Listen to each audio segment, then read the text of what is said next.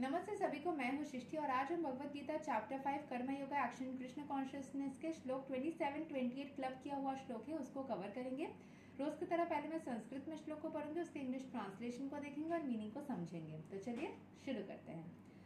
स्पर्शान कर्तवा बाहिर्बहम बहयांस चाक्षुष चैवान्तरे भ्रुवोः प्राणापानौ समौ कृत्वा नसाभयन्तरा चरिणौ यतेन्द्रिया मानो बुद्धिर्मुनिर्मोक्षा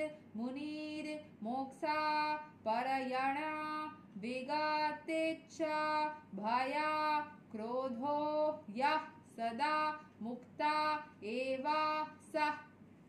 Shutting out all external sense objects, keeping the eyes and vision concentrated between the two eyebrows, suspending the inward and outward breaths within the nostrils, and thus controlling the mind, senses, and intelligence, the transcendentalist aiming at liberation becomes free from desire, fear, and anger. One who is always in that state is certainly liberated. सारे sense organ, shutting out all external sense object, सारे चीजों को आपने दूर रख दिया। Keeping the eyes and visions concentrated between the two eyebrows, तो आपने आंखों को बंद किया या फिर अपने पूरे कॉन्सेंट्रेशन को अपने आईब्रोज के बीच में अपने कोई एक पॉइंट बना लो या कहीं भी, मेडिटेशन के तरीका बता रहे हैं। Suspended inward and outward breaths with in the nostrils, मतलब ब्रीदिंग कर रहे हैं।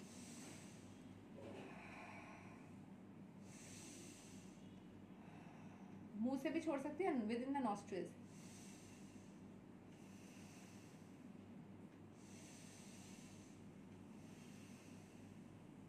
इसीलिए शंभ विधि हमेशा ब्रीदिंग एक्सरसाइजेस बोलती थी करने के लिए, शांत करने के लिए खुद को, भगवत गीता में मेंशन है। एंड दस controlling the mind, senses and intelligence, the transcend, क्या होगा उससे, क्या होगा, अपने माइंड, अपने सेंस ऑर्गन्स एंड अपनी बुद्धि आप कंट्रोल कर लोगे, गलत डायरेक्शन में नहीं जाएगी। जो ट्रांसेंडेंटलिस्ट है, मतलब जो स्पिरिचुअली इंक्लाइंड इंसान है, वो खुद को लिबरेट करता है फ्रॉम मटेरियल एंटेंगलमेंट। जैसे ही आप माया से, मटेरियल चीजों से दूर कर लेते हो खुद को, मतलब आप ईश्वर के हो गए करीब, ठीक है। Free from the desire, fear and anger, डर नहीं लगता, गुस्सा नहीं आता और डिजायर्स नहीं होते।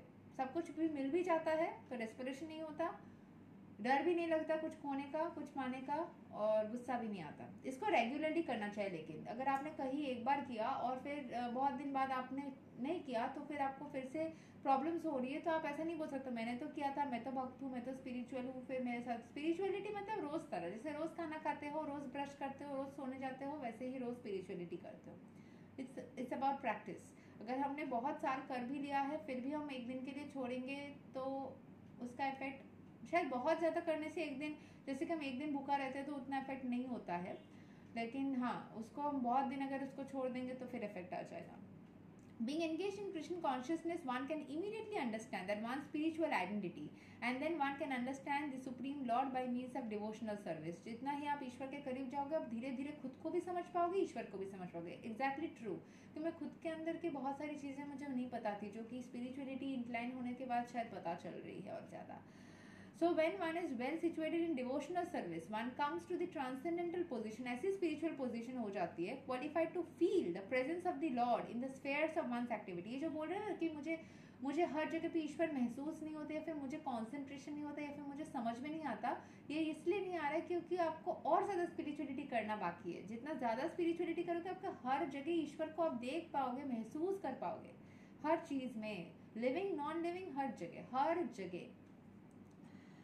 So the particular position is called liberation in the supreme. तब आप मुक्त हो गए हो सारे मतलब सारे एंटेंगलमेंट से, आप ईश्वर के हो गए, क्योंकि हर जगह आपको ईश्वर दिख रहा है, आप ईश्वर की हो गए, आप बैठे हो वहां पे भी आपको लगे ईश्वर के साथ ही बैठे हो, ठीक है।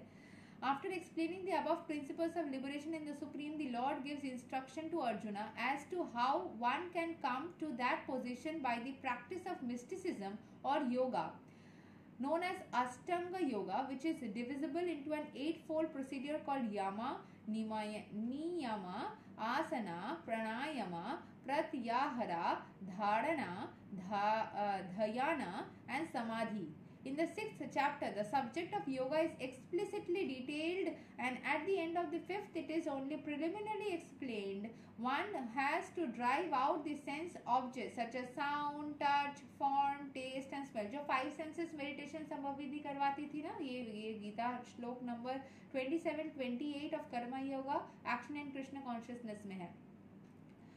So prahayara process in yoga, and then keep the vision of the eyes between the two eyebrows and concentrate on the tip of the nose with the half closed lids. There is no benefit in closing the eyes altogether. मतलब आंखों को बंद करने की जरूरत नहीं है, आप आंखों को खोल करके ही एक जगह पे सिर्फ, जो स्वामी विवेकानंद करते थे ना, आंखें खोल करके मेडिटेशन, वही समाधि हो जाना. So because then there is every chance of falling asleep. नींद आ जाएगा आंखें बंद करने से, तो फिर बन ही नहीं, कुछ होगा ही नहीं. Nor is their benefit in opening the eyes completely. पूरा खोल के रखोगे तो भी नहीं चलेगा, आधा खोला आधा बंद. जो समाधि में जो साधु सन्यासी का पिक्चर्स देखते हैं तो हमेशा ऐसे रहते हैं ना, इसीलिए. और आइलिस को थोड़ा सा रेस्ट दो ताकि एनर्जी सारे आउट ना हो जाए, एंड उसको पूरी तरीके से बंद मत करो, नहीं तो नींद आ जाएगा. सो ऐसे करना है पहला. Next is nor is there benefit in opening the eyes completely, because there is the hazard of being attracted by sense objects. The breathing movement is restrained within the nostrils by neutralizing the up moving and down moving of air within the body. ठीक है, तो नाक से सांस को नहीं ले रहे हैं यहाँ पे, थोड़ा डिफिकल्ट है ये, लेकिन हाँ, by practice of such yoga one is able to gain control over the senses. कुछ देर, कुछ सेकेंड्स के लिए तो कर ही सकता है कि छोड़ दिया, अभी आप इसको सांस को अटका के रखो और आंखों को ऐसे बंद करके रखो, जितना सेकंड्स के लिए कर पाओ. ऐसे करके आप देखोगे कि सेकंड्स बढ़ रहे हैं, मिनट्स में जा रहे हैं, तो आप कर सकते हो थोड़ा थोड़ा करके. By practice of such yoga, one is able to gain control over the senses, refrain from outer sense objects, and thus prepare oneself for liberation in the Supreme. This yoga process helps one become free from all kinds of fear and anger, and thus feel the presence of the super soul in the transcendental situation. In other words, Krishna consciousness is the easiest process of executing yoga principles. This will be thoroughly explained in the next chapter. A Krishna conscious person, however, being always engaged in devotional service, does not risk losing his senses to some other engagement. This is a better way of controlling the senses, that is by Ashtanga yoga. मतलब जो ईश्वर की भावना में रहते हैं वो कभी भी दूसरी चीज़ों में नहीं जाते, क्योंकि उनको मतलब ऐसा ही उनका ब्रेन प्रोसेस हो चुका होता है. उनको लगता है कोई और चीज़ करना मतलब गलत, कोई और चीज़ करना मतलब टाइम वेस्ट, तो वो करते ही नहीं है. हर टाइम वो ईश्वर के डिवोशनल सर्विस में रहते हैं. चाहे आप कृष्ण को डायरेक्ट फॉर्म में करो या किसी और फॉर्म में किसी और ईश्वर के रूप को करो, क्योंकि हर एक चीज़ वो कृष्ण तक ही जा रहा है. जो आपको अच्छा महसूस करवाए उस फॉर्म में करो, बट डिवोशनल सर्विस में रहना, भक्ति भाव में रहना, साधना में रहना, this is also form of sadhana जो यहाँ पे मेंशन है. तो ऐसे योग प्रैक्टिस कर करके भी हम अपने दिमाग को शांत कर सकते हैं और ईश्वर की भावना में रह सकते हैं. ठीक है, और चीज़ों से दूर रह सकते हैं जो भी मटेरियल एंगेजमेंट्स हैं.